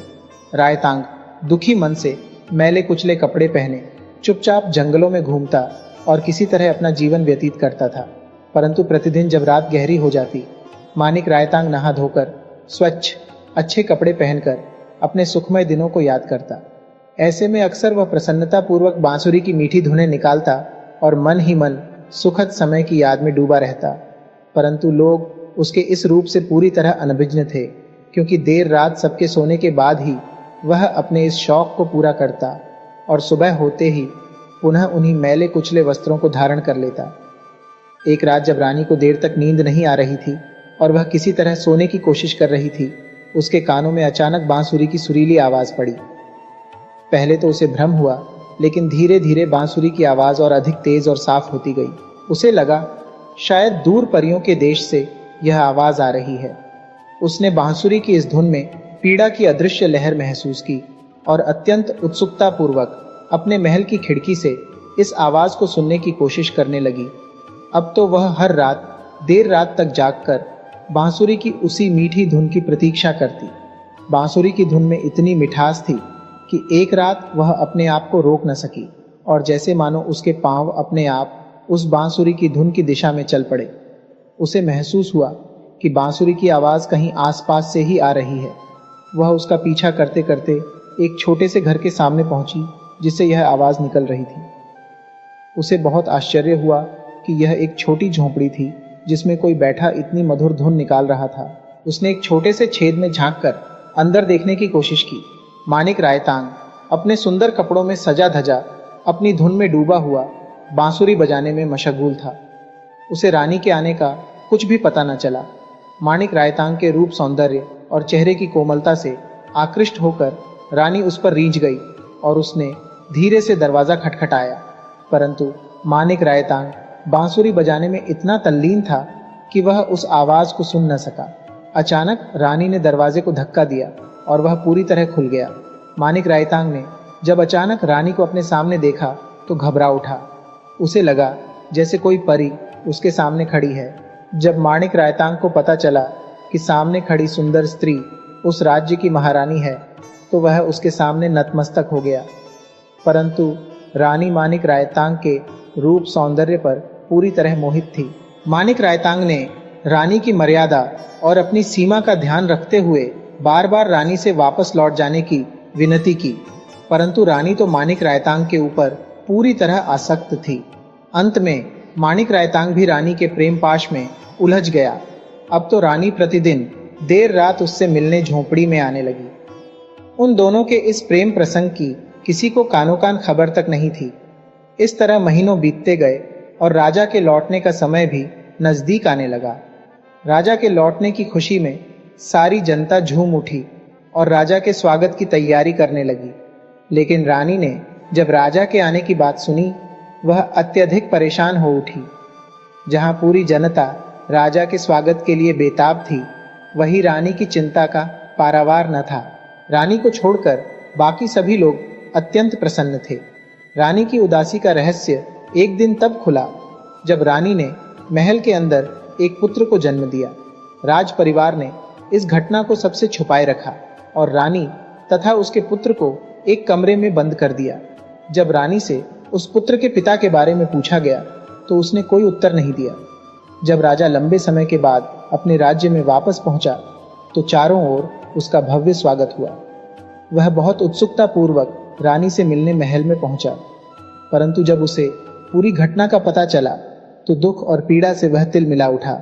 उसने निश्चय किया कि वह उस व्यक्ति को कठोर से कठोर सजा देगा जिसने राज्य की मर्यादा को धूल धूसरित किया है। परंतु बार बार पूछने के बावजूद रानी ने संतान के पिता का नाम बताने से इनकार कर दिया। धीरे धीरे यह बात राज्य में चारों ओर फैल गई। राजा ने अपराधी का पता लगाने के लिए एक सभा बुलाने का निर्णय किया। उसने एक निर्धारित तिथि पर राज्य के सभी पुरुषों को उस सभा में एकत्र होने का हुक्म दिया और कहा कि प्रत्येक व्यक्ति अपने हाथ में एक केला लेकर सभा में उपस्थित होगा। राजा ने घोषणा की कि बच्चा जिस व्यक्ति के हाथ से केला ले लेगा वही उसका पिता मान लिया जाएगा। अगले दिन राजा के आदेशानुसार राज्य के सभी पुरुष हाथ में केला लेकर सभा में एकत्र हुए। बच्चे को सबके बीच एक चटाई पर लिटा दिया गया। राज्य के सभी पुरुष एक एक कर बच्चे के सामने आते और अपने हाथ का केला सामने बढ़ाते, परंतु बच्चे ने किसी भी पुरुष से केला नहीं लिया। राजा सोच में पड़ गया।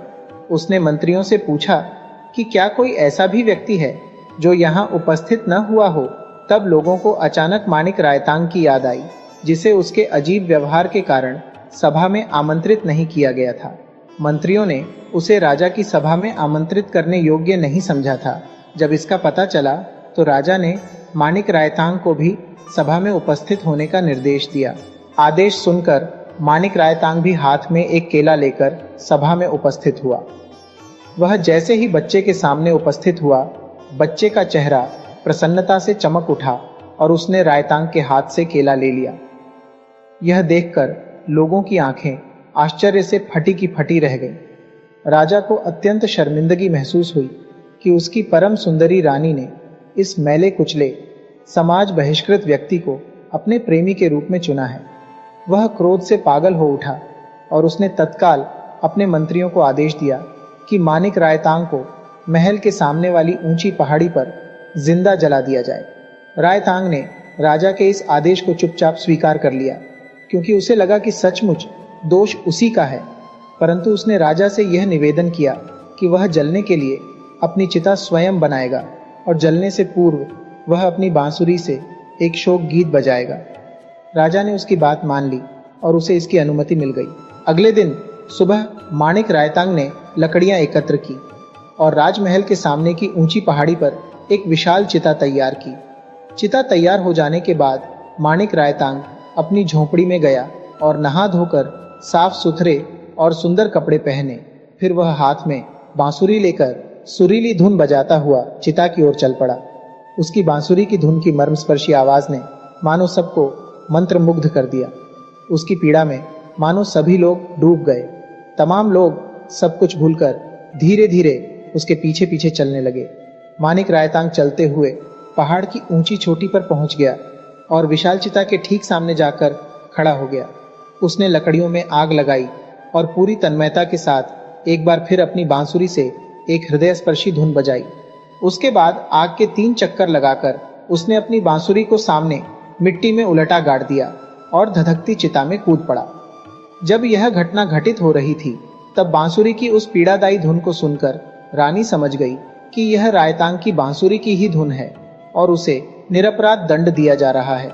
वह बदहवास अपना महल छोड़कर महल के सामने की ऊंची पहाड़ी की ओर पूरी ताकत लगाकर दौड़ी, परंतु जब तक वह वहां पहुंचती रायतांग चिता में कूद चुका था।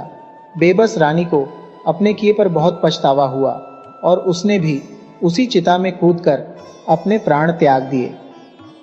राजा चुपचाप अपने महल में बेबस और उदास बैठा हुआ था। उसे महल से रानी के निकल जाने की खबर नहीं थी, परंतु जैसे ही रानी आग में कूदी, ठीक उसी समय राजा को एक विचित्र सी अनुभूति हुई। अचानक कमरे में रखा रानी का प्रिय दुशाला उड़कर उसके पैरों से लिपट गया। वह हड़बड़ाकर अपनी प्रिय रानी के कमरे में पहुंचा। तब उसे पता चला कि रानी वहां से जा चुकी है। उसे एहसास हुआ कि जरूर रानी अपने प्रेमी रायतांग से मिलने पहाड़ की ओर गई होगी। वह भी पीछे पीछे उस पहाड़ी की ओर दौड़ा, परंतु तब तक बहुत देर हो चुकी थी। रायतांग के साथ रानी भी जलकर उस चिता में भस्म हो चुकी थी। जिस स्थान पर इन दोनों प्रेमियों की मृत्यु हुई थी, आज भी वहां उल्टे बांस के झुरमुट पैदा होते हैं। ये नीचे की ओर बढ़ते हैं। कहते हैं कि रायतांग की बांसुरी से ही ये जन्मे हैं। आज भी शिलांग से कुछ दूरी पर एक पर्वत शिखर रायतांग के नाम से जाना जाता है। लोगों का मानना है कि यह पूरी घटना इसी पर्वत पर घटित हुई थी। खासी परंपरा में यह बांसुरी शराती के नाम से जानी जाती है, जिस पर अक्सर शोक धुनें बजाई जाती हैं। ऐसी मान्यता है कि मानिक रायतांग की परंपरा के कारण ही यह रिवाज प्रचलित हुआ।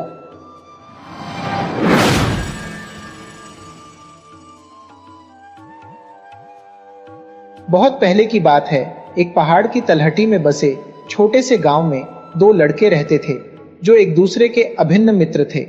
उनमें से एक का नाम उर्यूभा था जो बहुत अमीर परिवार से था, और दूसरा उबाडुक था जो बहुत गरीब परिवार से था। परंतु उनके इस सामाजिक और आर्थिक अंतराल के कारण उनके आपसी प्रेम में कभी कोई कमी नहीं आने पाई।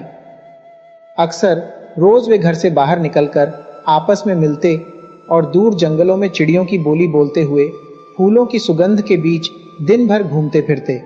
वे साथ साथ नदियों में तैरते, तीर धनुष चलाना सीखते और साथ साथ बांस की बांसुरियां बनाकर उसे देर तक बजाते रहते।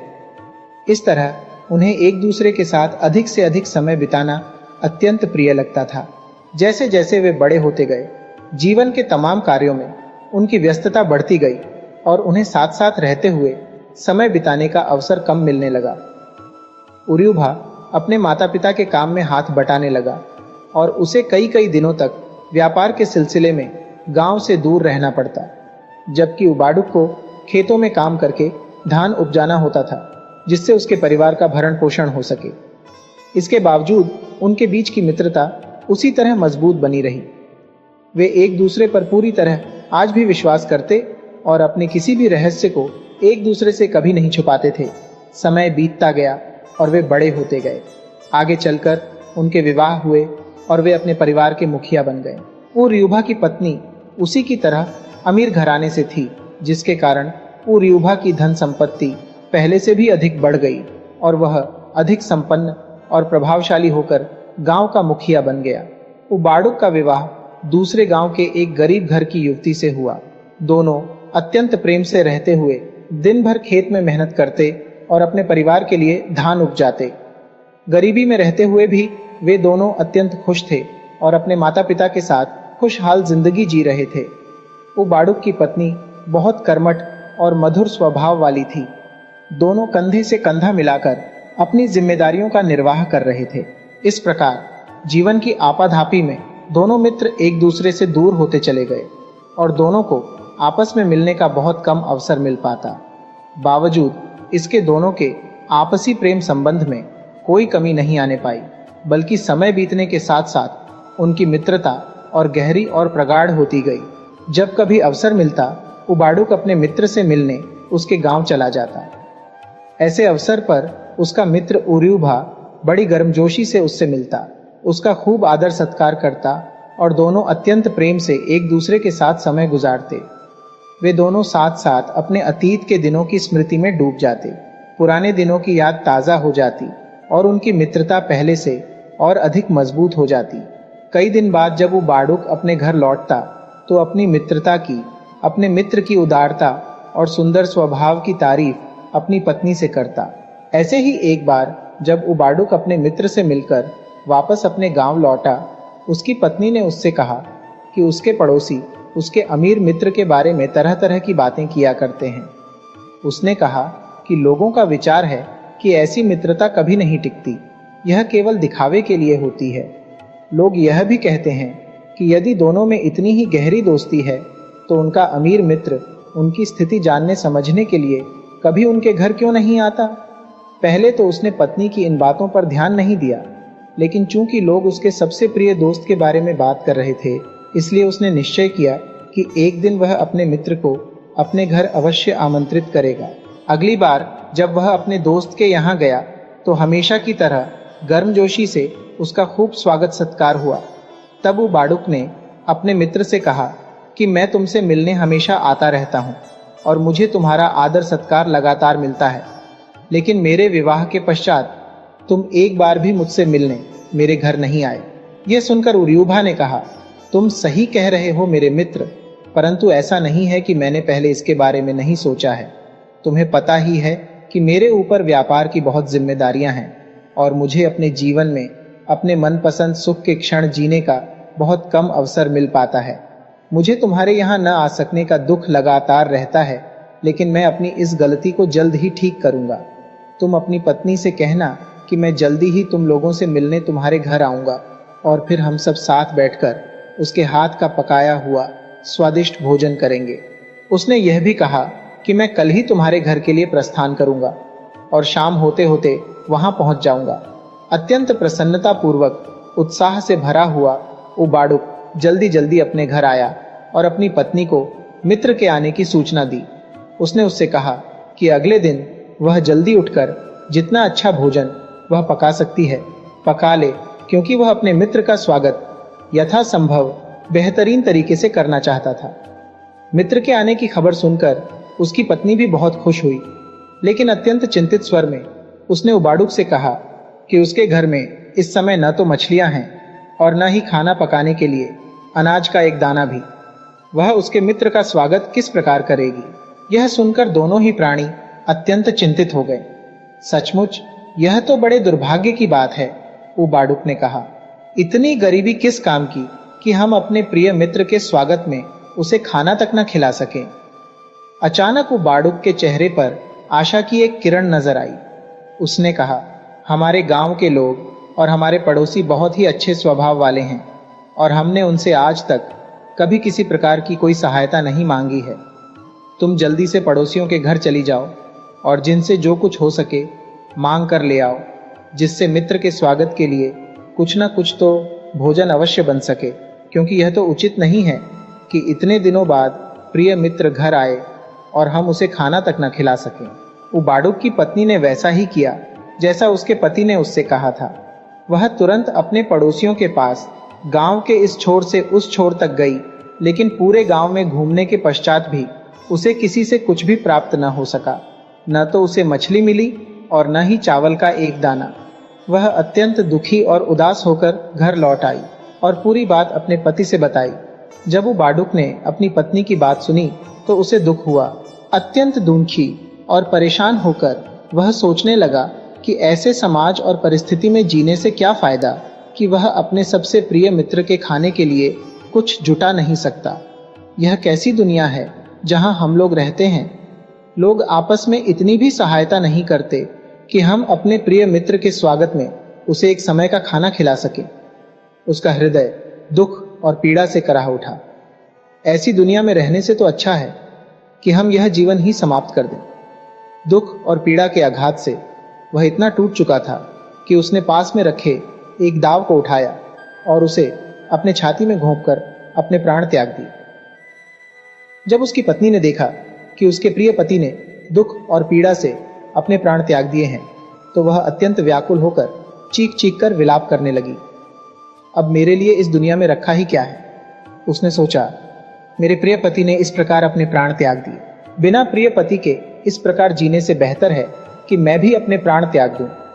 यह कहकर उसने भी दांव को अपने सीने में मारकर अपने प्राण दे दिए। उसी रात एक दुष्ट चोर जिसका नाम नांगतुह था, चोरी की ताक में चारों ओर घूम रहा था, क्योंकि बहुत ठंड पड़ रही थी। वह रात बिताने के लिए ऐसे किसी घर की खोज में था जहां वह छिपकर भयंकर ठंड से अपने को बचा सके। अचानक उसकी निगाह उबाडुक और उसके घर पर पड़ी। उसने देखा कि घर में आग जल रही थी, लेकिन चारों ओर गहरा सन्नाटा पसरा हुआ था। किसी को आसपास न देखकर उस चोर ने सोचा कि ये मेहनती लोग थककर गहरी नींद में सो चुके हैं। उसने जलती हुए आग के पास छिपकर अपने को ठंड से बचाने की सोची। वह चुपचाप एक किनारे छुपकर बैठ गया। जलते हुए अलाव से उसे बहुत आराम महसूस हुआ।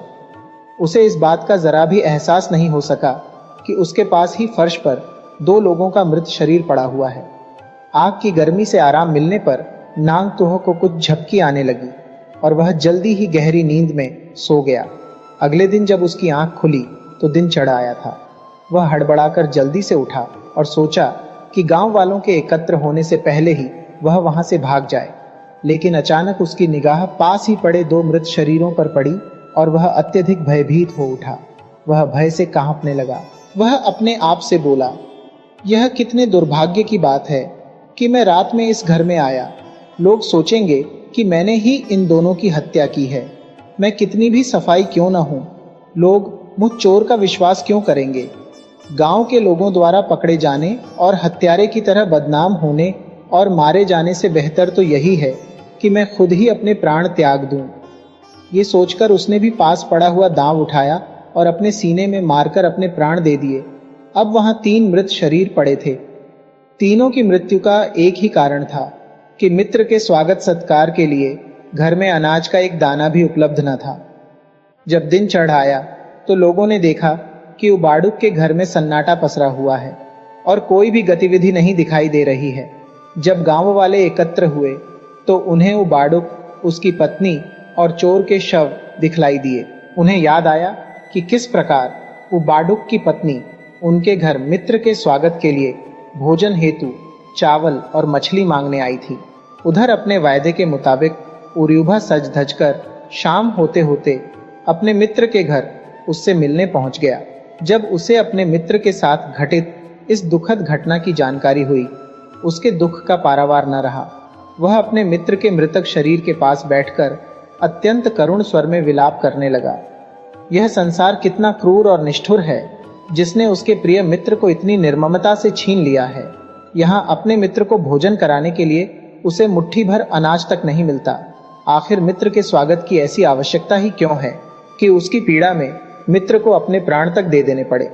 इस प्रकार के नियम के कारण ऐसे निर्मल हृदय मित्र का बिछुड़ना कितना अधिक पीड़ादायक है।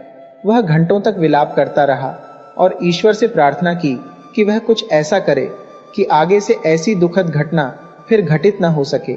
वह कुछ ऐसा रास्ता दिखाए कि गरीब से गरीब व्यक्ति भी अपने मित्र का स्वागत जो उसके पास है उसी से करे और स्वागत न कर पाने को सामाजिक अपमान और प्रतिष्ठा की दृष्टि से न देखा जाए।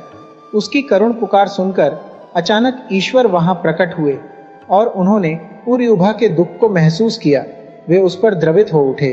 परम पिता ने उससे कहा कि आज के बाद वे इस पृथ्वी पर 3 ऐसी वस्तुएं उत्पन्न करेंगे जिसकी सहायता से भविष्य में गरीब और अमीर दोनों ही बिना किसी भेदभाव और संकोच के अपने मित्र का स्वागत सम्मानपूर्ण तरीके से कर सकेंगे। दोनों के स्वागत के तरीकों में कुछ भी अंतर न रहेगा। इसके बाद जहां तीनों के मृत शरीर पड़े थे, वहां से 3 ऐसे पौधे उत्पन्न हुए जो पहले इस पृथ्वी पर कहीं नहीं थे। वे पौधे पान, सुपारी और तंबाकू के थे। उसी समय से खासियों में यह रिवाज चल पड़ा कि जब भी कोई मित्र किसी के घर पहुंचेगा, वे उसका स्वागत पान, सुपारी और तंबाकू से ही करेंगे। चाहे अमीर हो या गरीब, सभी के स्वागत का तरीका एक ही तरह का होगा, जिससे लोगों को छोटे बड़े का भेद महसूस न हो।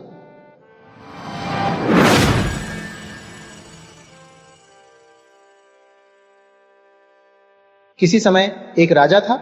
उसके एकलौता पुत्र का नाम कारा था और कालांतर में राजा अतिशय दरिद्रता से घिर गया। बस उसकी स्थिति भिखारी से थोड़ी ही बेहतर रह गई थी। एक दिन जब कारा कुछ बड़ा हो, चरवाहा का काम करने के लायक हो गया, तो राजा ने उसे बुलाया और कहा, मेरे बेटे, अभी मैं निर्धन हूं, परंतु कभी मैं भी धनी हुआ करता था। मेरे पास भी एक समृद्ध राज्य था और मवेशियों के रेवड़ थे और अच्छे वस्त्र भी थे। अब सब कुछ समाप्त हो चुका है और तुम जानते हो कि बड़े कठिनाई से हम सभी को भोजन मिलता है। मैं वृद्ध हो गया हूँ और शीघ्र ही मेरी मृत्यु भी हो जाएगी। इससे पहले कि मैं तुम्हें छोड़कर इस दुनिया से चला जाऊं, मैं तुमको एक परामर्श देना चाहता हूँ। इस दुनिया में बहुत से राजा हैं, राजा के ऊपर राजा हैं। जब मेरी मृत्यु हो जाएगी तो क्या तुम किसी शक्तिशाली राजा का आश्रय स्वीकार करोगे? घर में भोजन की कोई पर्याप्त व्यवस्था न होने के कारण कारा को पड़ोस के राजा के यहाँ बकरियों को चराने का कार्य करने की विवशता थी। इसी कार्य के द्वारा वह अपना भोजन, वस्त्र और 2 रुपया वार्षिक भृत्ति की आजीविका कर सकता था। इसके कुछ दिनों के पश्चात उसके पिता का निधन हो गया और कारा अपने नियोक्ता राजा के पास गया और अपने पिता का श्राद्ध कर्म आदि करने हेतु उसने राजा से कुछ रुपया ऋण स्वरूप देने की मांग की और राजा को यह वचन दिया कि जब तक कि उनसे ली गई ऋण का भुगतान नहीं कर देता है, वह उनका कार्य करता रहेगा। इस प्रकार राजा ने कारा को 5 रुपए नगद अग्रिम और 5 रुपए मूल्य के चावल ऋण स्वरूप दिए, जिससे कि कारा ने अपने पिता के अंत्येष्टि भोज का प्रबंध कर सका। 5 या 6 दिनों के बाद उसकी माता की भी मृत्यु हो गई और वह पुनः राजा के पास गया और उनसे पुनः 10 रुपए की मांग की। सर्वप्रथम राजा ने पैसे देने से मना कर दिया, परंतु कारा के अनुनय विनय करने एवं उसके यह वचन देने के बाद कि यदि वह इस ऋण का छुटकारा नहीं कर पाएगा तो आजीवन राजा के यहाँ अपनी सेवा देते रहेगा। तब राजा ने उसे और अतिरिक्त 10 रुपए ऋण दिए और इस प्रकार कारा ने अपनी माता के मृत्यु भोज का भी आयोजन किया। किंतु राजा के सभी 7 लड़के अपने पिता से इस बात पर अति अप्रसन्न थे कि उन्होंने एक ऐसे व्यक्ति को क्यों 20 रुपए उधार दे दिए हैं, जिससे कि रुपए वापस मिलने की संभावना कदापि नहीं है। वे लोग कारा को पैसे लेने के कारण घुड़की भी दिया करते थे और उसको उलझन में डाल रखा था। तब उसके स्मृति में अपने पिता का कथन याद आया। उन्होंने कहा था कि संसार में बहुत से राजा हैं, राजा के भी राजा हैं, और कारा ने किसी अन्य बड़े राजा के परिचर्या में जाने का निर्णय लिया और वहां से निसृत हो लिया। इस प्रकार वहां से भागने के उपरांत कुछ दूरी की यात्रा करने के पश्चात उसे एक राजा मिला, जो कि एक पालकी पर सवार होकर अपने साथ बहुत से लोगों को लेकर अपने बेटे के लिए दुल्हन लाने जा रहा था। और कारा ने जब यह सुना तो उसने भी उस राजा का अनुसरण करने का फैसला कर लिया। इस प्रकार वह भी पालकी के पीछे पीछे चलने लगा और रास्ते में एक स्थान पर एक सियारिन दौड़कर सड़क पार कर गई। तब राजा अपने पालकी से बाहर निकल कर आया और उसने सियारिन का अभिवादन किया। जब कारा ने यह देखा तो उसने सोचा, यह दुनिया का कोई बहुत बड़ा राजा नहीं हो सकता है, वरना वह क्यों सियारिन को नमस्कार करेगा। अवश्य सियारिन ही राजा से बहुत ज्यादा शक्तिशाली होगी। मैं सियारिन का ही अनुगमन करूंगा। इसलिए उसने बारात के जुलूस को छोड़कर सियारिन के पीछे हो लिया। अब सियारिन जो थी वह अपने छोटे छोटे बच्चों के भोजन के लिए शिकार के तलाश में घूम रही थी और वह जहां भी जाती कारा उसका पीछा करते हुए वहां पहुंच जाता और उसे एक भी बकरी या भेड़ को मारने का अवसर नहीं मिल सका। इस प्रकार वह अपने गुफा में जहां वह रहती थी वापस चली गई। तब उसके शावक उसके पास भोजन मांगने आए और उसने अपने पति से कहा कि आज वह एक भी शिकार पकड़ नहीं पाई, क्योंकि जहां भी वह गई एक आदमी दिन भर उसका पीछा करता रहा है और वह अभी भी यहाँ गुफा के बाहर प्रतीक्षा कर रहा है। तब सियार ने सियारिन से कहा, तुम उस आदमी से पूछो कि वह क्या चाहता है। इसलिए सियारिन गुफा से बाहर गई और कारा से पूछा और कारा ने कहा, मैं तुम्हारे पास अपने को सुरक्षित रखने के लिए, तुम्हारे पास आश्रय लेने के लिए आया हूं। तब सियारिन ने सियार को बुलाया और दोनों सियार दंपति ने कारा से कहा, हम लोग सियार हैं और तुम मनुष्य हो, तुम हमारे साथ कैसे रह सकते हो? हम तुमको खाने के लिए क्या दे सकते हैं और तुम्हारे लिए हम कौन सा कार्य ढूंढेंगे? कारा ने कहा, वह उन्हें ऐसे नहीं छोड़ेगा। वह काफी उम्मीद के साथ उनके पास आया है। और अंत में सियार युगल को उस पर दया आ गई और वे आपस में एक दूसरे से सलाह करके बोले कि तुम इतनी अपेक्षा से हम लोगों के पास आए हो, इसीलिए हम तुम्हें एक सौगात देंगे। इसीलिए उन्होंने कारा को एक गाय दिया जो कि गुफा में ही इनके पास थी, और कारा से कहा, क्योंकि तुमने हम पर विश्वास किया है, इसलिए हमने तुमको लाभ पहुंचाने का निर्णय लिया है। तुम यह गाय ले लो। यदि तुम इसे मां कहकर संबोधित करोगे तो यह गाय तुम्हारी प्रत्येक इच्छा को पूरी करेगी, किंतु लोगों के सामने इससे कुछ मत मांगना, अन्यथा लोग इसे तुमसे छीन लेंगे। और यदि कोई किसी प्रकार का प्रलोभन दे तो इसे छोड़ मत देना। तब कारा ने उनको धन्यवाद दिया और उनसे आशीर्वाद ग्रहण कर गाय को लेकर अपने घर की ओर चल पड़ा। रास्ता में जब वह तालाब के नजदीक आया तो उसकी इच्छा स्नान करने और फिर भोजन करने की हुई। जब वह स्नान कर रहा था तो उसने एक महिला को तालाब के दूसरे किनारे पर कपड़ा साफ करते देखा, लेकिन उसने सोचा कि वह महिला उस पर ध्यान नहीं देगी, इसलिए वह गाय के पास गया और कहा, माँ, मुझे बदलने के लिए दूसरा कपड़ा दो। उसके बाद गाय ने वमन करके कुछ नए वस्त्र दे दिए और वह उसको पहन लिया और अब वह बहुत भला लग रहा था। तब उसने गाय से कुछ थाली और बर्तन की मांग की और गाय ने उसे दे दिए। तब उसने गाय से कुछ रोटी और सूखे चावल मांगे और उसने जो भी मांगा था उनको खा लिया और गाय से कहा कि थाली और बर्तन उसके लिए रख ले, और गाय उन सभी को पुनः निगल गई। अब वह महिला जो कि तालाब के दूसरे किनारे पर थी, यह सब कुछ होते हुए देखा था और भागकर अपने घर गई और अपने पति से जो देखा था वह सारा वृतांत कह सुनाया। और पत्नी ने पति से जिद किया कि किसी भी प्रकार वह उससे वह जादुई गाय प्राप्त कर ले। यद्यपि उसका पति इस पर भरोसा नहीं किया, किंतु इस घटना का परीक्षण करने का सोचा। इस प्रकार वे दोनों कारा के पास गए और उससे पूछा कि वह कहाँ जा रहा है, और उन्होंने कारा को रात्रि भोजन और रात में अपने घर में ठहरने और उसके गाय को खाने के लिए घास देने का प्रस्ताव दिया। कारा ने उनके निमंत्रण को स्वीकार कर लिया और उनके घर चला गया, और वहां उन्होंने कारा को सोने के लिए अपना अतिथि कक्ष दिया और पूछा कि वह क्या खाना चाहेगा, किंतु कारा ने कहा कि वह रात में भोजन नहीं करेगा। कारा चाहता था कि जब घर के सभी लोग सो जाएंगे तब वह गाय से भोजन मांग लेगा। तब दोनों पति और पत्नी ने एक योजना बनाई और यह दिखावा किया कि उन दोनों में बड़ा ही उग्र झगड़ा हुआ है, और दोनों एक दूसरे को कुछ देर तक गाली गलौज देने के बाद पति गुस्से में तमक कर घर से बाहर चला गया और यह दिखावा किया कि वह घर से भाग गया है। लेकिन कुछ दूर जाने के पश्चात वह दबे पांव चुपके से अतिथि कक्ष में लौट आया। छत पर एक छकड़ा गाड़ी का ऊपरी भाग रखा हुआ था।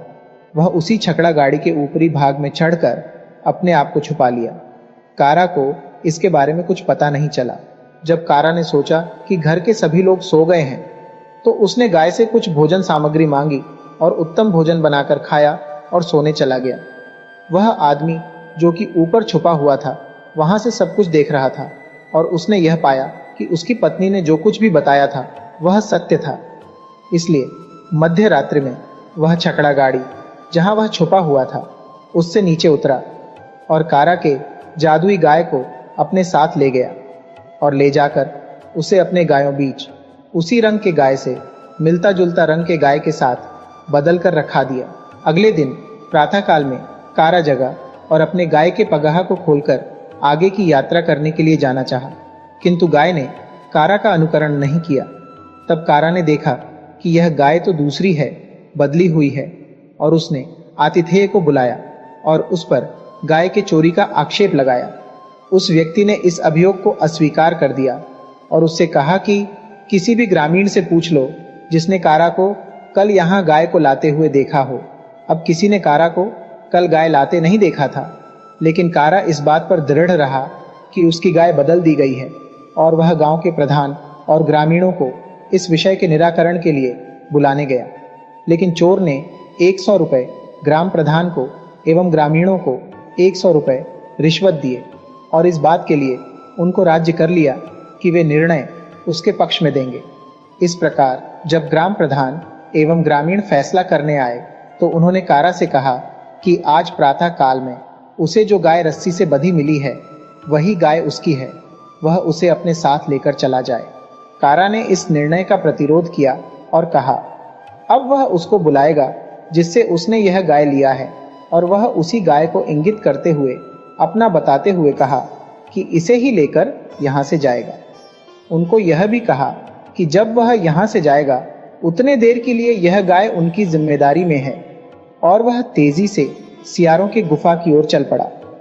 सियारों को किसी प्रकार यह ज्ञात हो चुका था कि कारा के पास से गाय ठग ली गई है, और उन्होंने मिलते ही कहा अच्छा, तुमने अपने गाय को खो दिया है? और कारा ने जवाब दिया कि वह उन्हें अपने एवं ग्रामीणों के मध्य हुए विवाद में न्यायाधीश बनाकर ले जाने हेतु आया है। इसलिए दोनों सियार कारा के साथ गांव चले गए और कारा सीधे ग्राम प्रधान के पास यह कहने के लिए चला गया कि वह सभी ग्रामीणों को इकट्ठा कर ले। इस बीच दोनों सियार एक पीपल के पेड़ के नीचे चटाई बिछाकर पान चबाते हुए बैठ गए, और जब ग्रामीण जमा हो गए तब सियार ने बोलना आरंभ किया और कहा यदि एक न्यायाधीश रिश्वत लेता है तो उसके वंश के कई पीढ़ी को इहलोक एवं परलोक दोनों में विस्तार खाना पड़ेगा, लेकिन यदि वह प्रजा के बीच अपराध स्वीकरण कर लेता है तो उसे इस सज्जा से मुक्ति मिल सकती है। यही हमारे पूर्वजों ने कहा है, और जो व्यक्ति किसी को धोखा देता है तो उसे नरक में जाना पड़ेगा, यह भी पूर्वजों ने कहा है। अब तुम सभी इस विषय में ईमानदारी से जांच करो। हम लोग ईश्वर के समक्ष निष्पक्षतापूर्ण न्याय करने की शपथ लेंगे, और शिकायतकर्ता और अभियोगी को भी ये शपथ लेना होगा। यह सुनकर ग्राम प्रधान का अंतःकरण व्यथित हुआ और उसने स्वीकार किया कि उसने 100 रुपये रिश्वत लिया है, और ग्रामीणों ने भी स्वीकार की उनको 100 रुपये रिश्वत दिया गया है। तब सियार ने अभियुक्त से पूछा कि उसको इस पर क्या कहना है, किंतु वह अडिग रहा कि उसने गाय को नहीं बदला है। तब सियार ने कहा कि यदि वह कसूरवार साबित हो जाता है तो वह क्या क्षतिपूर्ति देगा। उस व्यक्ति ने कहा वह इसका दुगना भुगतान करेगा। तब सियार ने गांव वालों को गवाह बनाया कि इस व्यक्ति ने अपने लिए क्या सजा तय किया है, और सियार ने प्रस्ताव रखा कि वह और उसकी पत्नी दोनों सियार मवेशियों के समूह में जाएंगे, और यदि वे उस गाय को पहचान लेते हैं जिसे कि कारा अपना बताता है तो यह निश्चित प्रमाण होगा कि वही गाय कारा का है। इसलिए दोनों सियार जाकर और गाय को चुनकर बाहर ले आए, और ग्रामीण अचंभित हो चिल्ला उठे, यही न्याय है, वे इतनी दूर से आए हैं और एक बार में ही गाय को पहचान लिया। वह आदमी जिसने की चोरी की थी उसके पास देने के लिए अब कोई जवाब नहीं था। तब सियार ने कहा तुमने स्वयं ही वादा किया था कि द्विगुणित दंड दोगे। तुमने 100 रुपया प्रधान को और 100 रुपया ग्रामीणों को दिया, और जिस गाय को तुमने चुराया था उसका मूल्य 200 रुपया है, सब मिलाकर के 400 रुपया हुआ। इस प्रकार तुमको 800 रुपया दंड देना होगा। और उस व्यक्ति को 800 रुपया दंड देना पड़ा, और सियार ने सब पैसा ग्रामीणों में वितरित कर दिया, केवल 10 रुपया कारा को दिया और अपने लिए कुछ नहीं रखा। तब कारा और सियार गाय को साथ लेकर विदा हुए, और गांव से बाहर निकलने के पश्चात सियार ने दोबारा कारा को सतर्क किया कि किसी के सामने गाय से कुछ भी न मांगे, और विदाई लेकर अपने घर के लिए रवाना हो गया। कारा अपना यात्रा जारी रखा, और शाम को वह आम के एक बड़े बगीचा में पहुंचा, जहां रात्रि विश्राम के लिए कई गाड़ीवान पहले से ठहरे हुए थे। इसलिए कारा उन गाड़ीवानों से थोड़ी दूरी पर एक पेड़ के नीचे रुक गया और अपनी गाय को एक पेड़ के जड़ से बांध दिया। शीघ्र ही आंधी आ गई और सभी गाड़ी वान अपने अपने गाड़ियों के नीचे आश्रय लिए, और कारा ने गाय से एक तंबू की मांग की, और वे दोनों रात में उस तंबू में रहे। पूरी रात बड़े जोरों की वर्षा होती रही, और प्रातःकाल में गाड़ी वालों ने तंबू देखा और उन्हें काफी आश्चर्य हुआ यह कहां से आया, और वे इस निष्कर्ष पर आए कि यह गाय ने ही दिया होगा, यह गाय जादुई है। इसलिए उन्होंने गाय को चुरा लेने का मन बनाया। कारा को दिन में, जबकि सभी गाड़ीवान वहीं आसपास ही थे, गाय से तंबू को निगल जाने के लिए कहने की हिम्मत नहीं हुई। इसलिए वह अगले दिन और रात तक वहीं रुका रहा और गाय को तंबू से अलग रखा। जब कारा को नींद आ गई तो कुछ गाड़ीवान आए और गाय को लेकर चले गए और उसके स्थान पर एक बछड़ा सहित दूसरी गाय को रख दिए और उन लोगों ने उस जादुई गाय को आम के गठरी से लदे छकड़े के गठरी के पीछे छिपा दिया। प्रातःकाल कारा ने अचानक देखा कि क्या घटना घटी है और वह गाड़ीवानों के पास जाकर पूछा और उन पर चोरी का दोषारोपण किया। वे सभी इस मामले में किसी प्रकार की जानकारी के होने से इनकार किया और कहा कि वह चाहे तो अपनी गाय को खोज ले।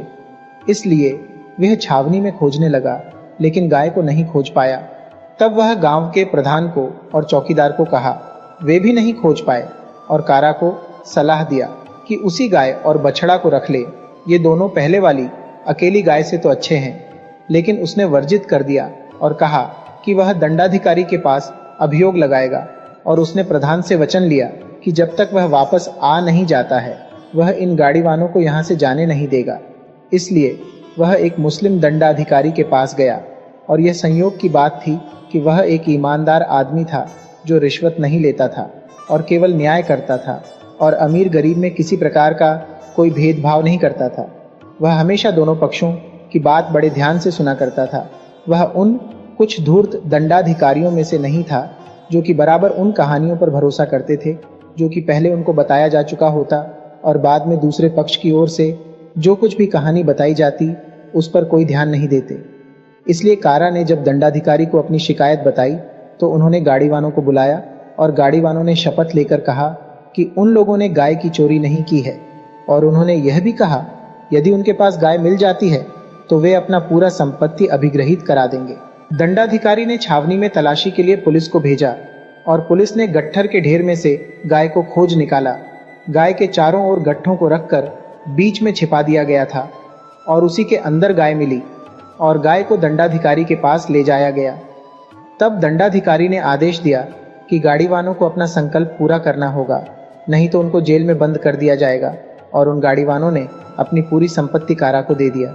इसलिए कारा ने सभी माल असबाब गट्ठर को गाड़ी पर लाद करके आनंद पूर्वक अपने घर की ओर चल पड़ा। पहले तो गांव वाले उसे पहचान नहीं पाए कि यह जो इतने संपत्ति के साथ आया है कौन है, लेकिन कारा ने अपना परिचय दिया। तब वे बहुत ही अचंभित हुए और बड़े ही प्रसन्नता से उसको एक शानदार घर बनाने में मदद किया। तब कारा राजा के पास गया जहां से उसने अपने माता पिता के श्रद्धा कर्म के लिए रुपया उधार लिया था। उसने जो भी राजा का पावना था उसे राजा को लौटा दिया। राजा कारा से बहुत प्रसन्न हुआ और उसने अपनी बेटी का विवाह कारा के साथ कर दिया और कुछ दिनों के बाद कारा ने अपने श्वशुर के राज्य में से अपना हिस्सा लिया और उसके बाद बड़े ही समृद्धिपूर्वक रहने लगा। और राजा के 7 बेटे जो कि पहले कारा को घुड़का करते थे, कारा के सफलता को देखकर वे भी विदेश जाने के लिए बड़े उतावले थे और इसलिए वे सभी विदेश जाने का योजना बनाए ताकि वे भी ढेर सारा धन प्राप्ति कर लाएंगे। इसलिए वे अपने पिता से कुछ पैसे लेकर चल पड़े, लेकिन उन्होंने पूरे पैसों का अपव्यय कर उसे समाप्त कर दिया और बिना एक भी पैसा उपार्जित किए वापस अपने पिता के पास चले आए। कहानी का अभिप्राय: विश्वास सबसे बड़ा धन है।